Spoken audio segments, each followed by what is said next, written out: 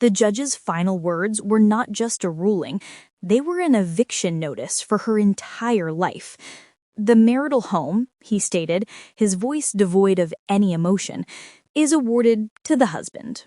The words landed not as a sentence, but as a physical blow, knocking the air from Janice's lungs. A high-pitched ringing filled her head, drowning out the dry legal rustle of the courtroom.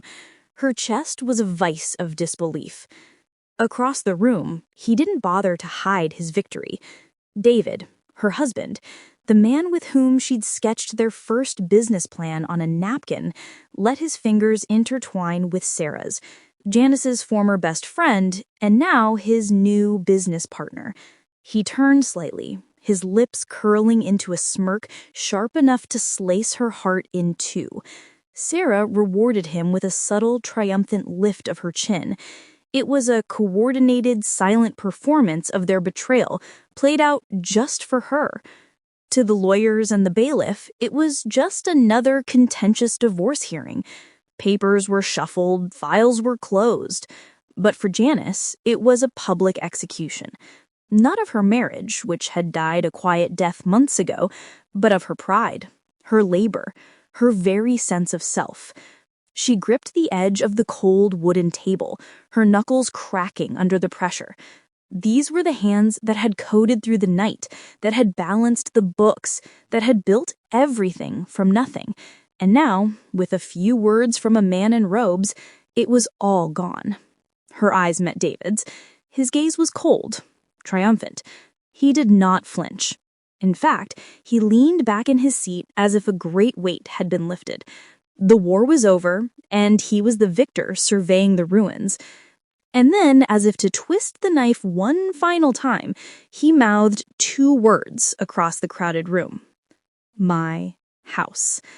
A white-hot fury surged through her, her body leaning forward, muscles coiling.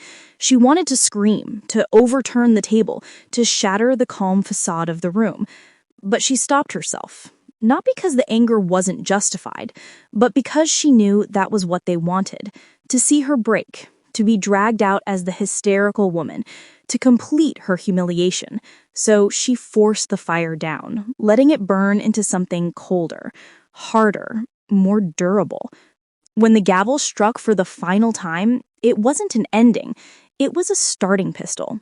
She stood, smoothed the wrinkles from her suit jacket, a sharp black outfit she'd chosen as her armor, and walked out of the courtroom. Her head was low, but her mind was a whirlwind of strategy. The world outside was a blur of noise and motion, but she heard only one phrase on a loop in her mind. They think they've won. As she hailed a cab, the memory came, unbidden and cruel. She was 25, drowning in student loans, but fueled by a vision. She'd met David at a networking event. He was all charm and big ideas. She was the quiet force with the spreadsheets that made those ideas possible. They talked until the venue kicked them out, dreaming of building an empire no one could touch. He said, "We'll build something that's truly ours, a legacy." She believed him. She became the unshakable foundation of their company, the operational genius behind their public persona. When they landed their first $1 million client, he gave the speech. She managed the chaotic rollout, ensuring their systems didn't collapse under the new demand. She was the backbone, and he had just proved himself the knife in it. Now, years later, she watched the deed to the home they'd bought with that success be handed to him, as if her sweat had been nothing but invisible ink. The truth was a poison finally reaching her heart. He had only ever loved her utility. He thought stripping her of her home and her company would be her end. He thought leaving her with nothing would break her spirit. But as Janice slid into the back of the cab, giving the driver the address of a temporary rental, a new clarity settled over her. He had not ended her story. He had simply given her a reason to write a fiercer, final chapter, where she was the one holding the pen. "No one can ever take this away from us." David's voice from that memory was a ghost haunting the hollowed-out shell of her life. Now, years later, Janice had watched that very company and home be stripped from her with the stroke of a judge's pen. gifted to him as if her brilliance and sacrifice meant nothing. The truth, cold and sharp, finally settled in. Maybe it never did. She thought back to all the little signs she had rationalized away, the way his enthusiasm for their shared dreams dimmed the first time her ideas outperformed his in a board meeting, the way he started calling her cold or calculating when she pointed out financial risks, pulling away as if her competence was a threat, the way he and Sarah began having strategy dinners that lasted long into the night. Janice had been blind, no, willfully blind.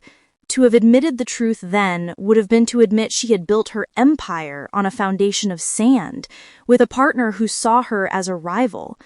Standing outside the courthouse, she finally admitted it to herself. He never loved her as an equal. He loved the version of her that made him look successful, the brilliant co-founder, the relentless operator. The moment her success began to eclipse his loyalty curdled into resentment.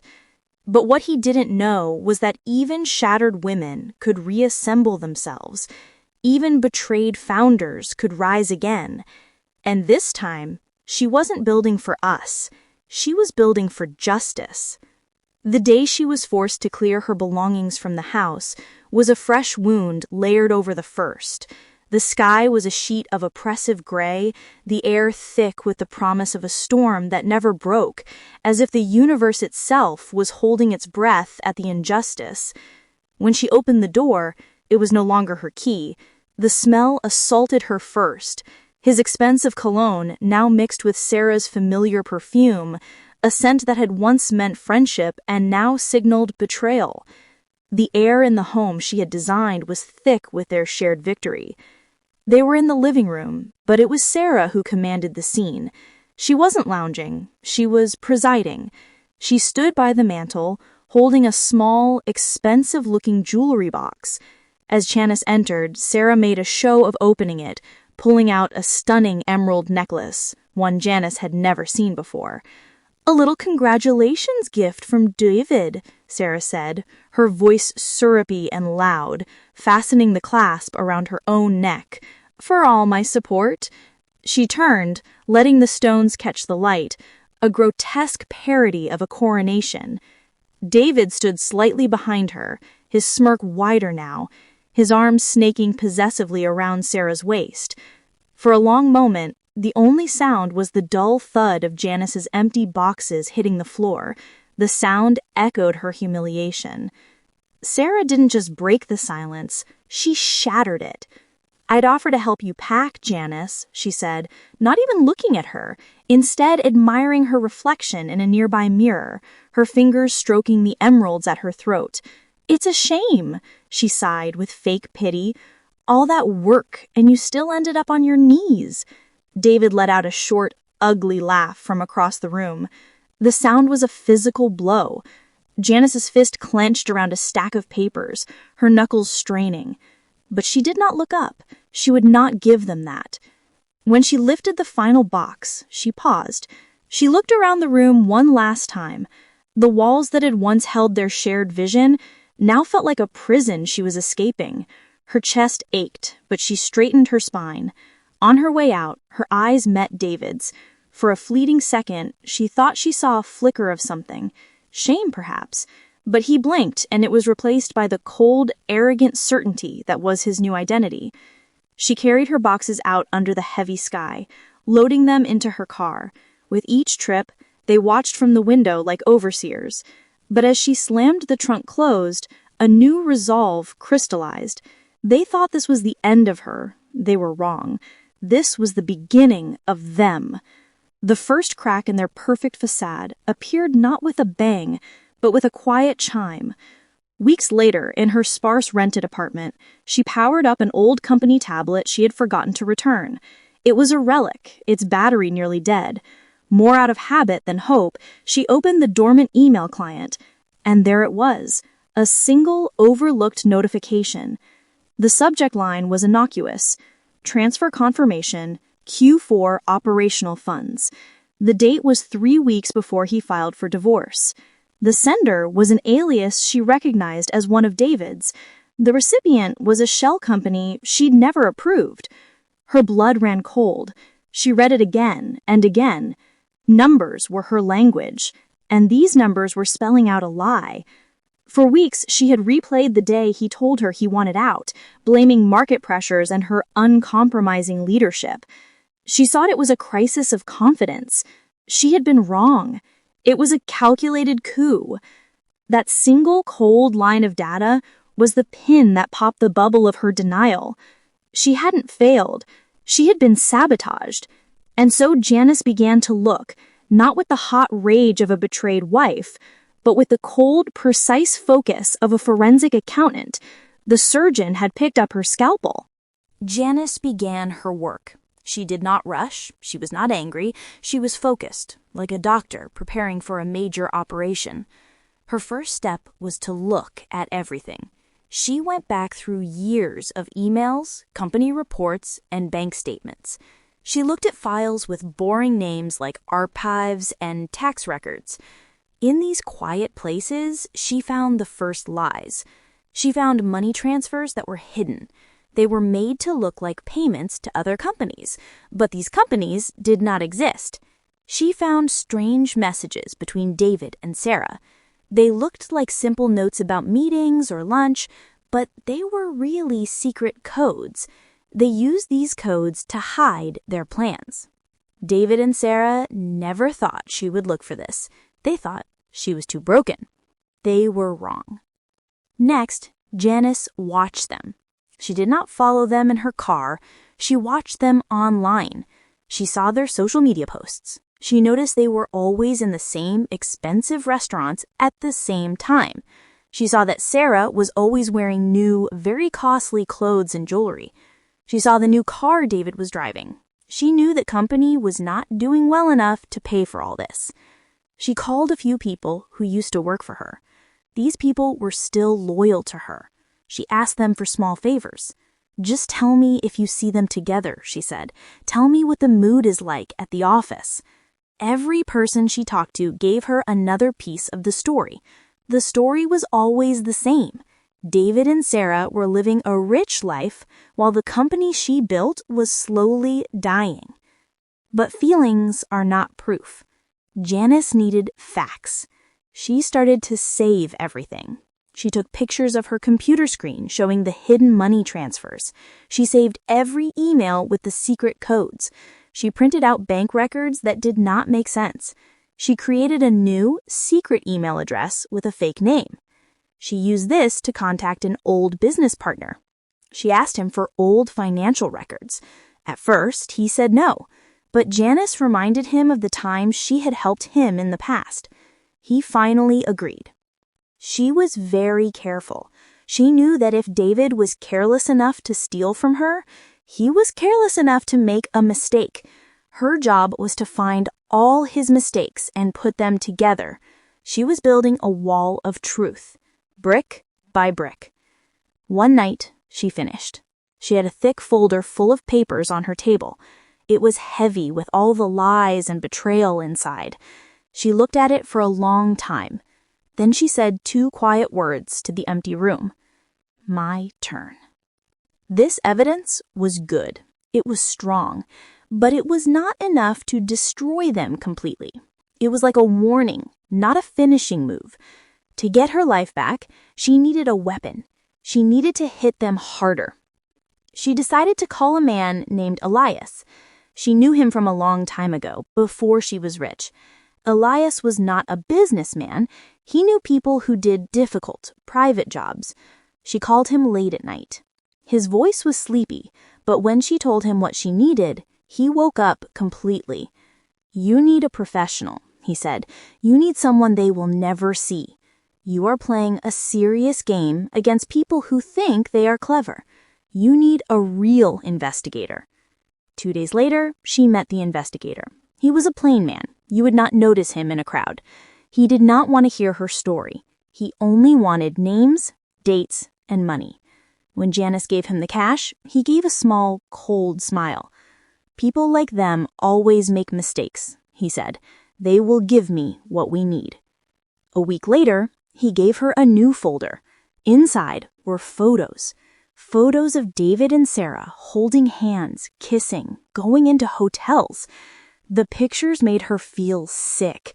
Each one was like a cut, but she did not look away. She used the pain to make herself stronger. However, the most important thing was not the photos. It was what the investigator found about the money. Sarah was not just spending David's money, she was secretly moving it. She was sending company money to fake businesses she owned. She was stealing from David while he was stealing from Janice. He thought she loved him. She was just using him. When Janice saw all the proof together, she did something strange. She laughed. It was not a happy laugh. It was a cold, sharp sound in her quiet apartment. David and Sarah had built their new life on the ruins of hers, but they were so busy celebrating, they did not see the cracks in their own foundation. She did not act quickly. She knew that the best revenge takes time. She wanted their fall to be slow and complete. Then the final insult arrived. It was an invitation. David and Sarah were having an engagement party, a small, private celebration, but the party was at the company's rooftop terrace, the very place where David and Janice had celebrated their first big success. It was a cruel joke. Her phone started to ring. Old friends called, their voices full of fake pity and real curiosity. Janice did not give them any answers. She stayed silent. Every time she did not speak, she felt stronger. But inside, a memory burned. The night before the board forced her out, she and David had dinner. She was worried about money. She was scared. He held her hand and looked into her eyes. Even if we lose it all, I will still have you. That is all that matters. Now, looking at the party invitation, she knew that had been the biggest lie of all. Now here they were, playing king and queen in the company she built.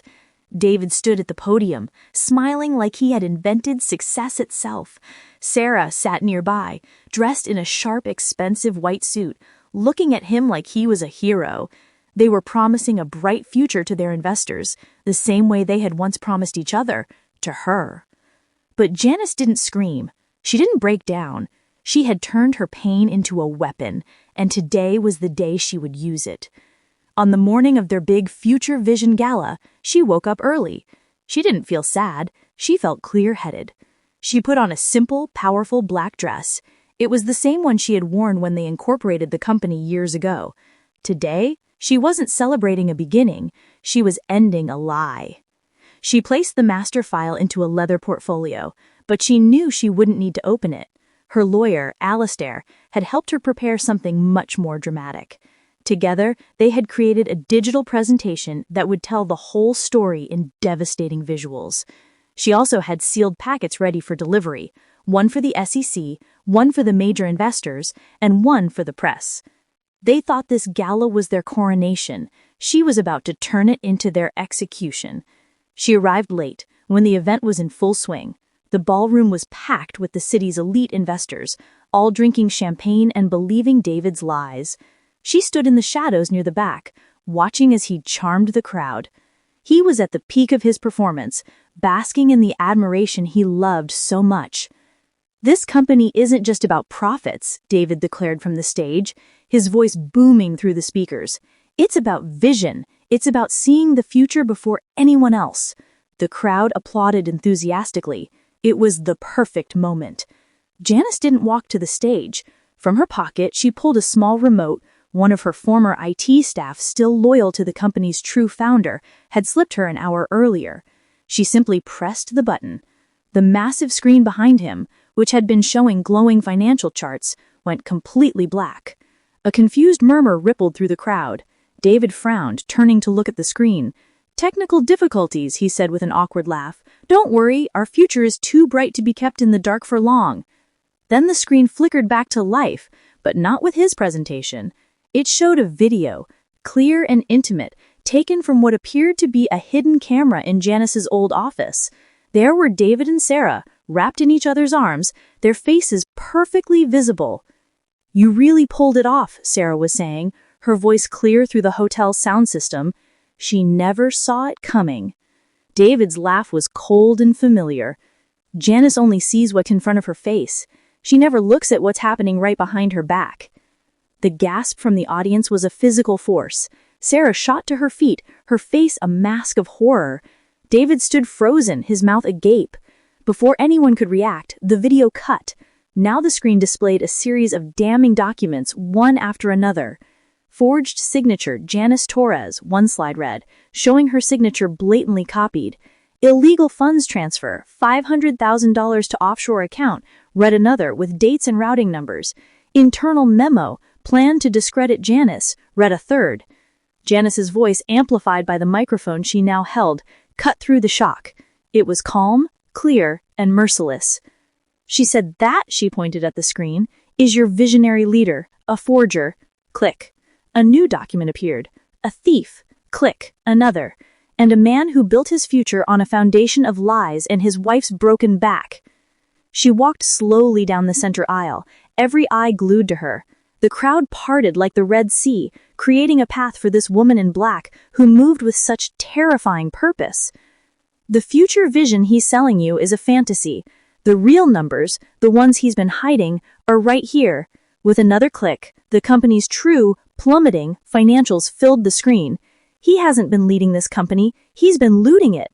And she said, her gaze locking onto Sarah, who looked ready to vomit, has been his accomplice, stealing company funds for her personal glamour while he stole its soul. The room erupted in chaos. Investors were shouting, reporters were scrambling for better angles, board members were frantically trying to reach the stage. Through it all, Janice remained perfectly calm. She continued her walk down the aisle, never breaking stride, never raising her voice. She reached the stage and climbed the steps, stopping directly in front of David. He looked like a ghost, pale, shaking, completely broken. "You told me I only saw numbers," she said, her voice dropping but still carrying through the microphone. "You are right, and these numbers tell me you're finished." She turned back to the crowd, which had quieted slightly to hear her final words. "As of 1 hour ago, based on the evidence you've just seen, the board has held an emergency vote. David is removed as CEO, effective immediately. I am resuming control of the company I built." Then she did something no one expected. She walked over to Sarah, who was still standing, frozen in horror. Janice reached out and gently removed the diamond necklace from Sarah's neck, the same necklace Sarah had flaunted while Janice packed her boxes. "This was bought with company funds," she said, holding up the glittering stones for everyone to see. "Consider it the first asset I'm reclaiming." She turned her back on them both and walked off the stage.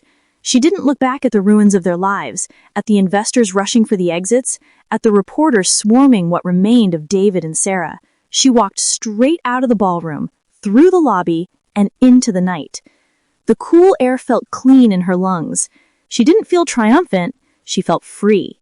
The woman who walked out of that hotel was not the same woman who had entered it. That woman was gone, replaced by someone stronger, wiser, and completely unbreakable. The fallout would be swift and brutal, she knew that. The SEC investigations, the lawsuits, the criminal charges. But that was tomorrow's business. Tonight, she had taken back what was hers.